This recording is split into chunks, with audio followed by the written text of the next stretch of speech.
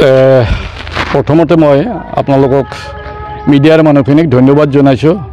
আপোনালোকে যে ইমান কষ্ট কৰি হ'লেও আহি আমাৰ যিটো অনুষ্ঠান তাত অংশগ্ৰহণ কৰিলে তাৰ কাৰণে অশেষ ধন্যবাদ।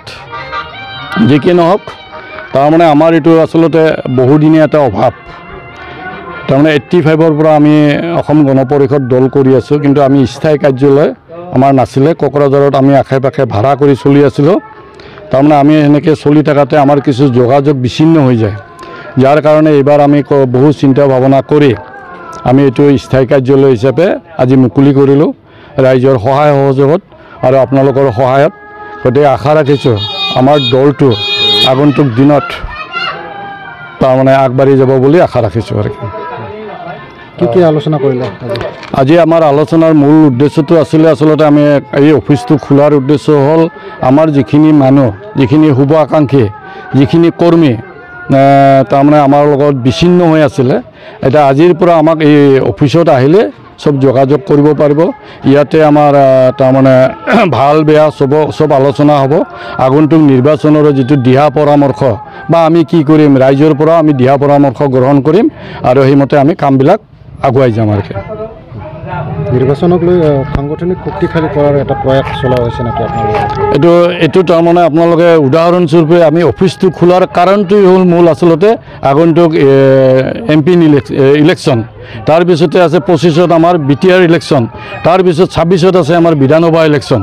গতিকে যিহেতুকে আমাৰ কণ্টিনিউ এটা নিৰ্বাচন চলিব, গতিকে সেই নিৰ্বাচনত যিহেতুকে আমি অংশগ্ৰহণ কৰিম, যাৰ কাৰণে আমাক স্থায়ী কাৰ্যালয় লাগে আৰু সেই কাৰ্যালয়টো আজি আমি মুকলি কৰিলোঁ। আগন্তুক দিনত আমাৰ আশা এটা আছে, আমিও যিটো BTR চৰকাৰ বা অসম চৰকাৰৰ অংশীদাৰ হ'ব পাৰিম বুলি আমি এটা আমাৰ ধাৰণা হৈছে। আৰু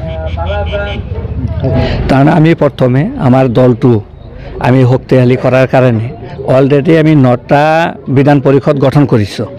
9টা বিধান পৰিষদ গঠন আমাৰ কমপ্লিট হৈ গ'ল। ইয়াৰ পিছত আমি আঞ্চলিকবিলাকো বনোৱা হ'ল। আমি কোকৰাঝাৰ বিধান পৰিষদ আমি আঞ্চলিক তথা বুথ কমিটিও আমি বুথ কমিটিও গঠন কৰি আছোঁ। আৰু আমাৰ মাজত কাৰ্যালয় নথকাৰ কাৰণে আমাৰ অলপ অসুবিধা হৈছিল। এতিয়া আমি স্থায়ী কাৰ্যালয় আমি মুকলি কৰিলোঁ আজি। এই কাৰ্যালয়ৰ জৰিয়তে আমি আশা কৰোঁ যে আমাৰ AGP, আমাৰ লোৱাৰ আসামৰ যিটো AGPৰ যিটো এইটো আমি খুব শক্তিশালী কৰিম। আৰু আমাৰ যিটো মানে এলায়েন্স, বৰ্তমান যিটো এলায়েন্স চলি আছে আমাৰ AGP, BJP আৰু UPPL, এই এলায়েন্সত আমাৰ যিটো NDA কেণ্ডিডেট হ'ল জয়ন্ত বসুমতাৰী। এখেতক আমি যিকোনো প্ৰকাৰে আমি জিকাই লোৱাৰ কাৰণে আমি তিনিটা দলে আমি চেষ্টা কৰিম যাতে এখেতে জিকি তেওঁ যাব পাৰে।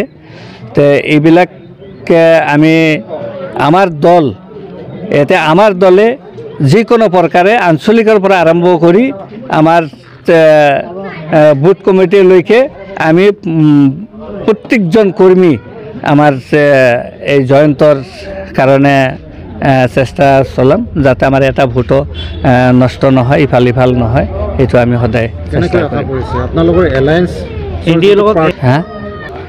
NDAৰ লগত ইয়াত মানে দুজনৰ মাজতে যুঁজ হ'ব বুলি মই ধাৰণা কৰিছোঁ। এটা হ'ল BPF আৰু UPPL যিটো NDA। তাই BPF যদিও আমাৰ কণ্টেষ্ট হ'ব, তথাপিও আশা কৰোঁ যে আমি AGP, BJP আৰু UPPL আমাৰ লগত কণ্টেষ্টৰ প্ৰশ্নটো নাহে। তাৰমানে আমি খুব বহুত এটা মানে মাৰ্জিনত আমি জিকি যাম বুলি আশা কৰিছোঁ।